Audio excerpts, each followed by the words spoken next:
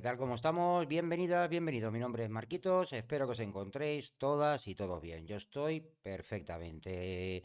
Bueno, esto lo estoy grabando el día 6 de enero. Espero que hayáis pasado buenos reyes, sobre todo los más pequeños. Mirad, vamos a ir con el capítulo número 25 de nuestro libro de cabecera, de lectura estos días, que es Arquitectura limpia y reza así, capas y límites. Un tema crítico a más no poder. Es fácil pensar que los sistemas están formados por tres componentes: IO, reglas de negocio y bases de datos.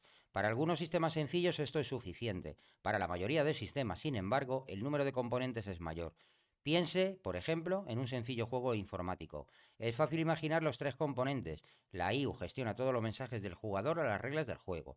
Las reglas del juego almacenan el estado del juego en algún tipo de estructura de datos persistente. Pero, ¿eso es todo? Caza algún push. Pongamos carne en el asador. Asumamos que el juego es el venerable juego de aventuras de 1972, Caza al Gumpus. Este juego, basado en texto, utiliza comandos muy sencillos como ir al este y disparar al oeste.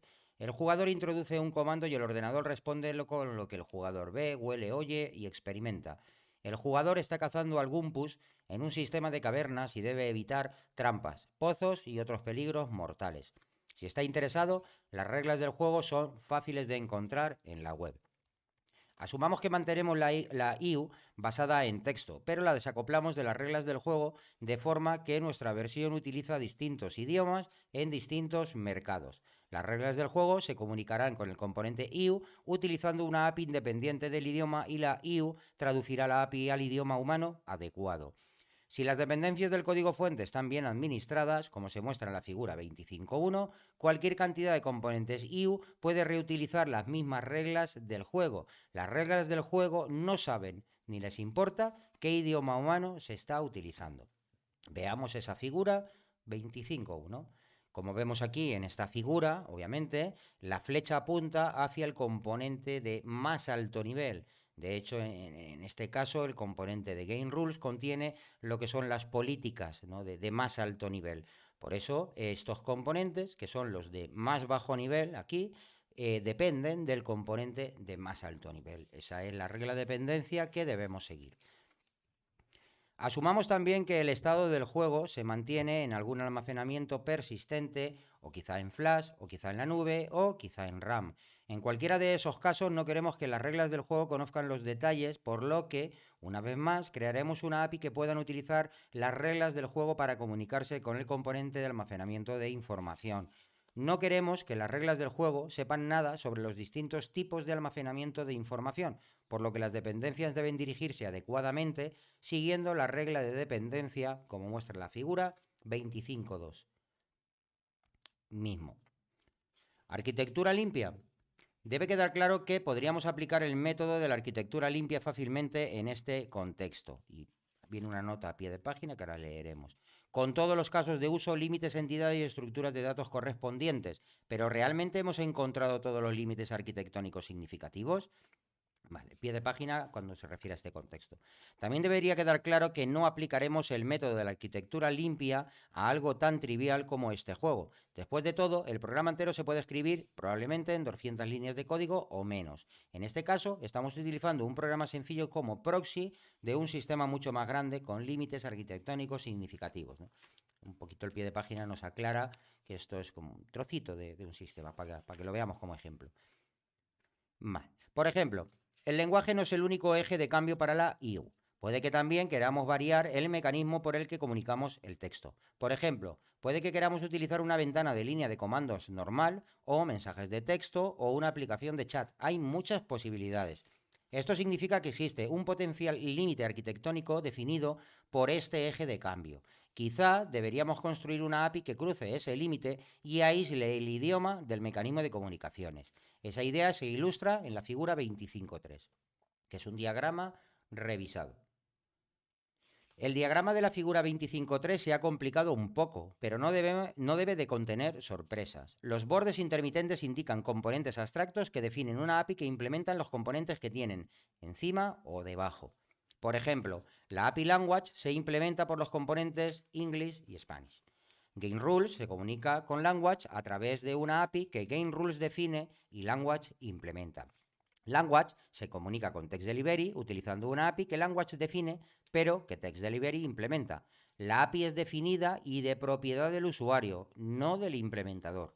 Si miramos dentro de Game Rules, encontraríamos interfaces polimórficas, boundary, ¿no? Interfaces de límite, utilizadas por el código de Game Rules e implementadas por el código del componente Language. También encontraríamos interfaces polimórficas, boundary, utilizadas por Language e implementadas por el código de Game Rules. Si miramos dentro de Language, encontraríamos lo mismo. Interfaces polimórficas boundary implementadas por el código de Text Delivery e interfaces polimórficas boundary utilizadas por Text Delivery e implementadas por Language. En cada caso, la API definida por estas interfaces boundary es de propiedad del componente siguiente. Las variaciones como English, SMS y Cloud Data se suministran por interfaces polimórficas definidas en el componente abstracto API, implementadas por los componentes concretos que le sirven. Por ejemplo, esperaríamos que las interfaces polimórficas definidas en Language fueran implementadas por English y Spanish. Podemos simplificar este diagrama eliminando todas las variaciones y centrándonos solo en los componentes API. La figura 25.4 muestra este diagrama. Es un diagrama simplificado. Ahí lo vemos. Observe que el diagrama se orienta en la figura 25.4 de tal modo que las flechas apuntan hacia arriba, ¿no? Como vimos al principio, apuntan hacia el nivel más alto, ¿no? Donde contienen las políticas de más alto nivel. En este caso, Game Rules, ¿no? Es nuestro dominio, por decirlo así, ¿vale? Esto sitúa Game Rules en lo más alto. Esta orientación tiene sentido porque Game Rules es el componente que contiene las políticas de más alto nivel. Piense en la dirección del flujo de información. Todas las entradas provienen del usuario a través del componente Text Delivery en el extremo inferior izquierda, ¿no? Aquí se producen las entradas, es el componente de más bajo nivel, input-output, acordaros, y hacia arriba. Esta información se eleva por el componente Language, donde se traduce a comandos para Game Rules. Game Rules procesa la entrada del usuario y envía la información adecuada hacia abajo a Data Storage en el lado inferior derecho. Entonces Game Rules envía la salida de vuelta a Language, que traduce la API al lenguaje adecuado y entrega este idioma al usuario a través de Text Delivery. Esta organización divide en efecto el flujo de datos en dos. El flujo de la izquierda se preocupa de comunicarse con el usuario y el flujo de la derecha se preocupa de la persistencia de la información. Ambos flujos se encuentran en lo más alto, en Game Rules, que es el procesador definitivo de los datos que transcurren por ambos flujos. Cruzar los flujos. ¿Hay siempre dos flujos de datos como en este ejemplo? No, en absoluto. Imagina que quisiéramos jugar a Hand de Gumpus online con varios jugadores. En este caso, necesitaríamos un componente de red, como se ilustra en la figura 25.5. Esta organización divide el flujo de datos en tres, todos ellos controlados por Game Rules.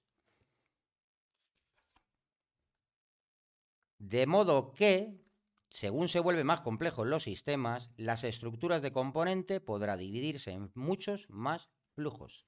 Dividir los flujos.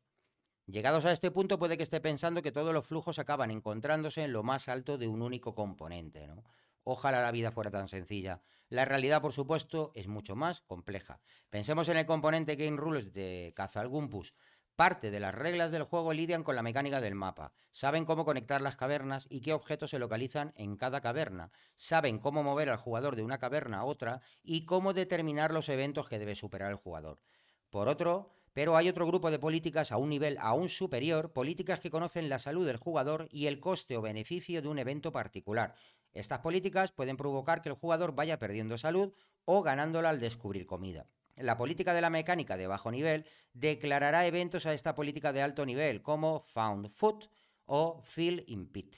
La política de alto nivel administrará entonces el estado del jugador, como muestra la figura 25.6. En última instancia, esa política decidirá si el jugador gana o pierde.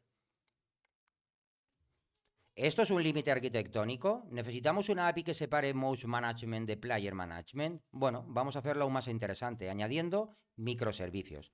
Asumamos que tengamos una enorme versión multijugador de Cazalgumpus. Mouse Management se gestiona a nivel local en el ordenador del jugador, pero Player Management lo gestiona un servidor. Player Management ofrece un microservicio API a todos los componentes Mouse Management conectados. El diagrama de la figura 25.7 muestra este escenario de forma abreviada. Los elementos network son un poco más complejos de lo que se muestra aquí, pero probablemente se hará una idea. Existe un límite arquitectónico completo entre Mode Management y Player Management en este caso. Conclusión. ¿Qué significa todo esto? ¿Por qué he escogido este programa que podría implementar en 200 líneas de código y lo he extrapolado con todos estos extraños límites arquitectónicos? Este ejemplo pretende demostrar que hay límites arquitectónicos en todas partes. Nosotros, como arquitectos, debemos tener el cuidado de reconocer cuándo son necesarios. También tenemos que ser conscientes de que estos límites, cuando se implementan en su totalidad, son costosos.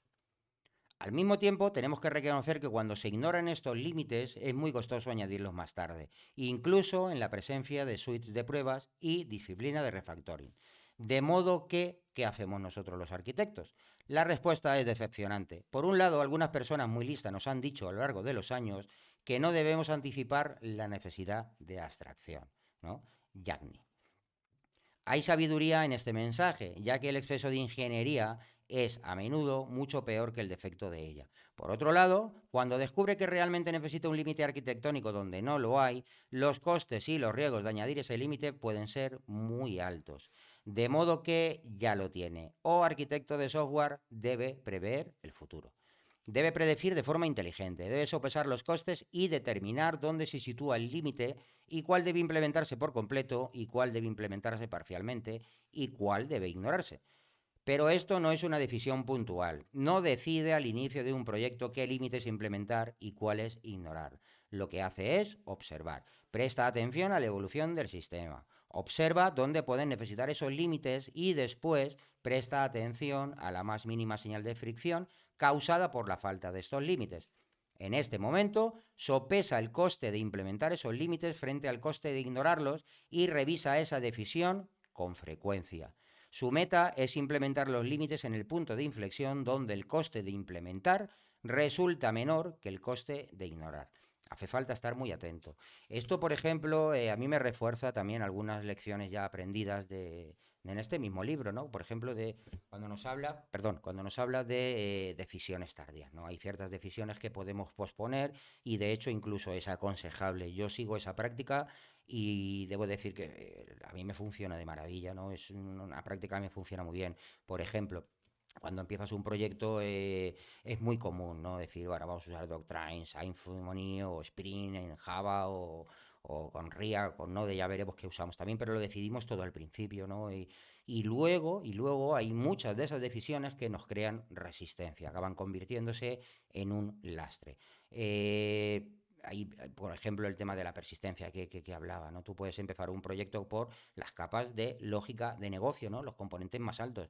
Ahí no necesitas ni framework, ni necesitas ninguna base de datos, no necesitas absolutamente nada, ¿vale? Y esto también lo que nos quiere decir es, vale, perfecto, está muy bien delegar hacia el futuro, esperar un poquito más para ciertas decisiones ir tomándolas, ¿vale? Pero cuidado, tampoco las retrasemos tanto porque luego nos podemos encontrar con, imaginaros un proyecto que ha crecido mucho y luego decimos, vale, vamos a meter ahora CQRS, que no lo hemos hecho desde el principio, ¿no? Es una decisión macro, eso es diseño estratégico, ¿vale? Y no lo hemos decidido al principio ni en los primeros estadios, ¿no? Que podría ser, pues, donde se decide eso y queremos implementarlo después. Puede que nos encontremos con un pequeño problema, como esto y mil ejemplos, ¿eh? Yo cuando leo también, ¿sabéis qué pasa? Que cuando leo realmente estoy más centrado en leer que más centrado en entender, ¿no?